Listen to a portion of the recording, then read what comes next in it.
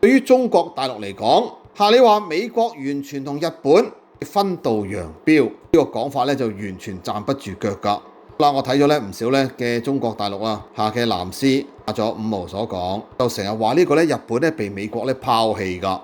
咁第一我哋知道咧，就係佢同特朗普嘅關係咧唔算差，互相支持。第二，就算而家個美國總統唔係特朗普，你話美國會唔會拋棄日本呢？我相信只會更加係不會拋棄日本，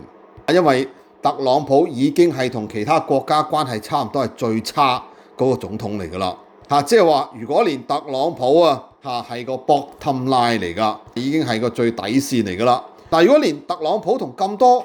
傳統盟友嘅關係咁差，同日本係有個基本嘅互相信任，咁只會呢係睇到中國大陸所講日本被拋棄講法咧，徹底站不住腳㗎。